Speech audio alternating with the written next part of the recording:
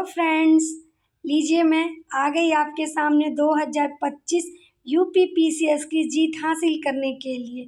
हमने पिछले वीडियो में आपको प्रीलिम्स और सीसेट के सिलेबस के विषय में पढ़ाया और आगे हम मेंस के सारे सिलेबस देखेंगे। उसके बाद हम लोग एक एक टॉपिक करके सारे प्रीलिम्स, सीसेट और मेंस को तैयार करेंगे, जिससे हम लोग 2025 की जीत निश्चित रूप से हासिल करेंगे। बस एक छोटी सी लाइन है, मैंने ही अपने से सोचा है। अगर आप लोग को अच्छा लगे तो प्लीज़ इसको भी ध्यान से सुनिएगा। कई बार मन करता है छोड़ दूँ, पर फिर भी याद आता है मैंने ये सफ़र क्यों शुरू किया। हर दिन मुश्किलें आती हैं, वक्त कम पड़ता है, लोग ताने देते हैं, पर जब खुद से वादा किया है तो पूरा भी खुद ही करना है।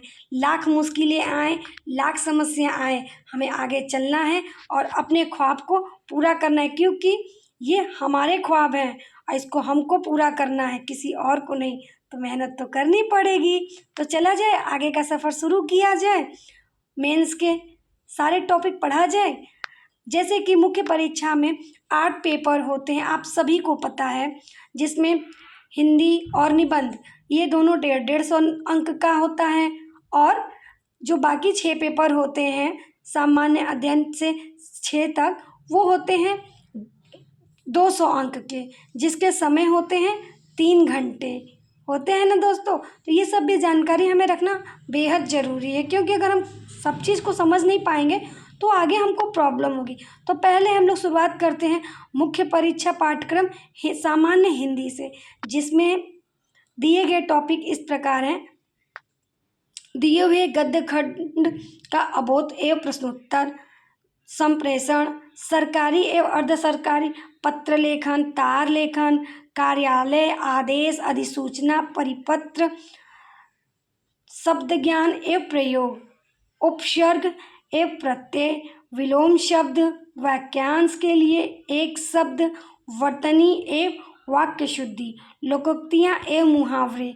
ये तो हमारे हिंदी पेपर के सारे टॉपिक हैं। इसके बाद हम लोग चलेंगे निबंध की ओर। निबंध में है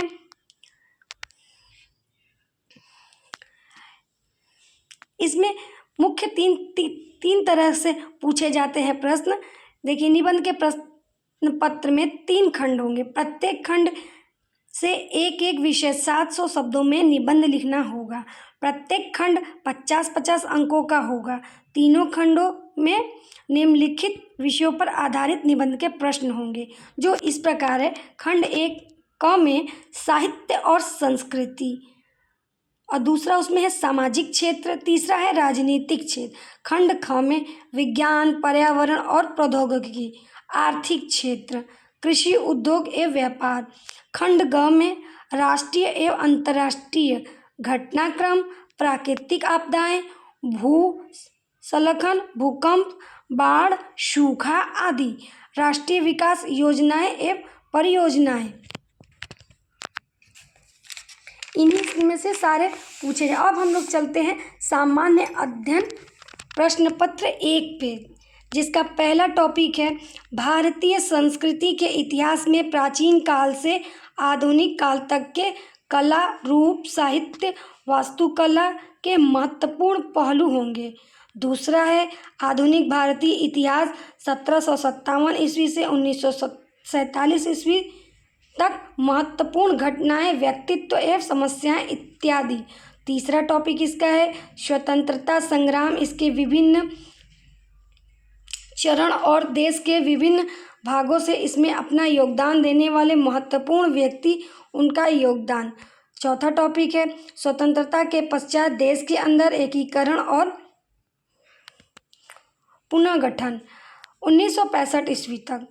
छठवां इसका टॉपिक है विश्व के इतिहास में 18वीं सदी से 20वीं सदी के मध्य तक की घटनाएं, जैसे फ्रांसीसी क्रांति, 1789 औद्योगिक क्रांति, विश्व हिंदू, राष्ट्रीय सीमाओं का पुनः सीमांकन, उपनिवेशवाद की समाप्ति, राजनीतिक दर्शन शास्त्र जैसे साम्यवाद, पूंजीवाद, समाजवाद, नाजीवाद, फाशीवाद इत्यादि के रूप और समाज पर उनके प्रभाव इत्यादि शामिल होंगे। छठा है भारतीय समाज और संस्कृति की मुख्य विशेषताएं। 7वां टॉपिक है महिला और महिला संगठनों की भूमिका, जनसंख्या तथा वृद्ध समस्याएं, गरीबी और विकासात्मक विषय, शहरीकरण, उनकी समस्याएं और समाधान। 8वां है उदारीकरण, निजीकरण और वैश्वीकरण, अभिप्राय और उनका भारतीय समाज की अर्थव्यवस्था, राज्य व्यवस्था और समाज संरचना पर प्रभाव। 9वां है सामाजिक सशक्तिकरण, सांप्रदायिकता, क्षेत्रवाद और धर्म निरपेक्षता।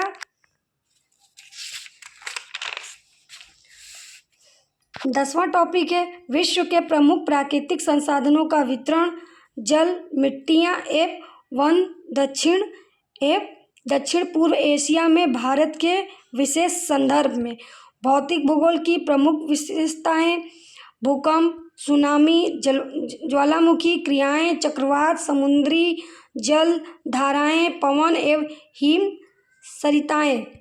12वां है भारत के सामुदायिक संसाधन एवं उनकी संभाव्यता। 13वां है मानव प्रवास, विश्व की शरणार्थी समस्या भारत के उपमहाद्वीप के संदर्भ में।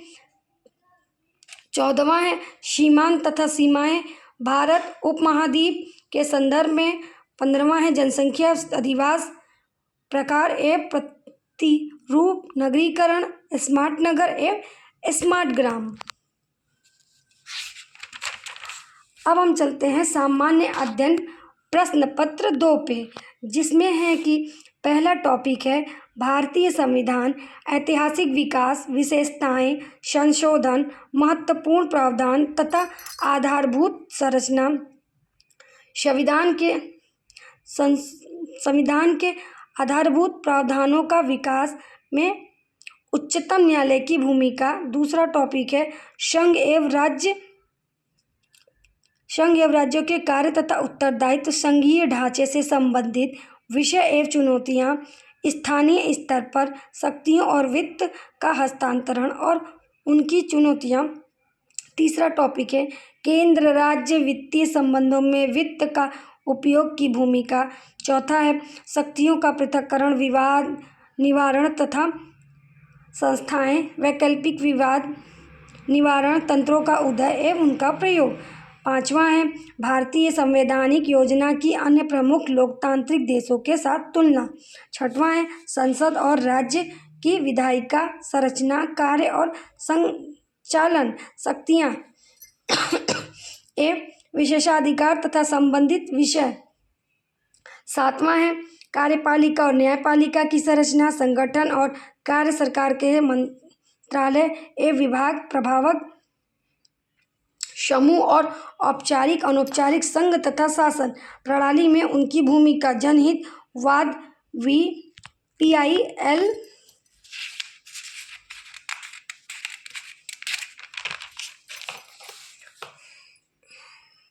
8वां है जन प्रतिनिधित्व अधिनियम की प्रमुख विशेषताएं। 9वां है विभिन्न संवैधानिक पदों पर नियुक्ति, शक्तियां, कार्य, उनके उत्तरदायित्व, सांविधिक, विनायक और विभिन्न अर्ध न्यायिक निकाय, नीति आयोग समेत उनकी विशेषताएं, कार्यभाग। 11वां है सरकारी नीतियों और विभिन्न क्षेत्रों में विकास के लिए हस्तक्षेप, उनके अभिकल्पन तथा कार्यान्वयन के मुद्दे एवं सूचना संचार प्रौद्योगिकी ICT। 12वां है विकास प्रक्रियाएं, गैर सरकारी संगठनों की भूमिका, स्वयं सहायता समूह, विभिन्न समूह एवं संघ अभिदाता, सहायतार्थ संस्थाएं, संस्थागत एवं अन्य अंशधारक, केंद्र एवं राज्यों द्वारा जनसंख्या के अति संवेदनशील वर्गों के लिए कल्याणकारी योजनाएं और इन योजनाओं का कार्य निष्पादन, इन अति संवेदनशील वर्गों की रक्षा एवं बेहतरी के लिए गठित तंत्र, विधि, संस्थान एवं निकाय। 14वां है स्वास्थ्य, शिक्षा, मानव संसाधनों से संबंधित सामाजिक क्षेत्र, सेवाओं के विकास एवं प्रबंधन से संबंधित विषय। 15वां है गरीबी और भूख के संबंधित विषय एवं राजनीतिक व्यवस्था के लिए इनका निहितार्थ। 16वां है शासन व्यवस्था, पारदर्शिता और जवाबदेही के महत्वपूर्ण पक्ष, ई गवर्नेंस, अनुप्रयोग मॉडल, सफलताएं, सीमाएं और संभावनाएं, नागरिक चार्टर, पारदर्शिता एवं जवाबदेही और संस्थागत व अन्य उपाय। 17वां है लोकतंत्र में उभरती हुई प्रवृत्तियों के संदर्भ में सिंपल सेवाओं की भूमिका। 18वां है भारत एवं अपने पड़ोसी देशों से उनके संबंध। 19वां है द्विपक्षीय, क्षेत्रीय और वैश्विक समूह और भारत से संबंधित और अथवा भारत के हितों के प्रभावित करने वाले करार। 20वां है भारत के हितों एवं अप्रवासी भारतीयों पर विकसित तथा विकासशील देशों की नीतियों तथा राजनीति का प्रभाव। 21वां है महत्वपूर्ण अंतर्राष्ट्रीय संस्थाएं और उनकी संरचना, उपदेश तथा उनका कार्य भाग। 22वां है क्षेत्रीय, राष्ट्रीय, अंतर्राष्ट्रीय महत्वपूर्ण के समसामयिक घटनाक्रम। तो दोस्तों आपने देखा कि मैंने आपको हिंदी, निबंध और फर्स्ट पेपर, सामान्य पेपर और सामान्य पेपर का सेकंड पेपर, ये आपका मैंने सिलेबस आपको बताया। मेरा उद्देश्य एक है कि मैं चाहती तो आपको फ़ोटोकॉपी वाला सारा चीज़ दे देती और डाल देती कि आप देख के इस चीज़ को खुद से पढ़ लीजिए और याद कर लीजिए, लेकिन मैं इतना समय दे के बोल के हर चीज़ों को और लिख के आपके सामने रखी हूँ। मेरा एक ही उद्देश्य इसमें कहने का है कि अगर हम बार बार इस वीडियो को सुनते रहेंगे ना तो हमें सिलेबस याद करने की ज़रूरत ही नहीं रहेगी। बस ध्यान से सुनते रहेंगे, 2 बार 4 बार वीडियो को करेंगे, हमें खुद ही याद, अच्छा हाँ ये टॉपिक होता है इसमें, अच्छा हिंदी में ये टॉपिक, अपने आप याद हो जाएगा। तो अपना बस कहने का अर्थ यही है। बाकी मैं आपसे इतना कहना चाहती हूँ कि हमें इस बार जीत तो हासिल करनी है। थोड़ा आप लोगों को लग रहा होगा कि बोरिंग है, लेकिन मेरी बातों को समझने की कोशिश करिए कि मैं कहना क्या चाहती हूँ। किसी भी चीज़ को लिख के पढ़ के बोलना बड़े आराम से याद हो जाएगा, और सिर्फ सोचेंगे सिर्फ पढ़ना रहे, कोई हमें कोई चीज़ दे दे तो थोड़ा मुश्किल होता है। तो आप समझ सकते हैं। अब बाकी जितना मेंस का पेपर बचा है मैं अगली वीडियो में उसको डाल दूँगी। ठीक, नमस्ते, तब आगे की वीडियो के लिए मिलते हैं।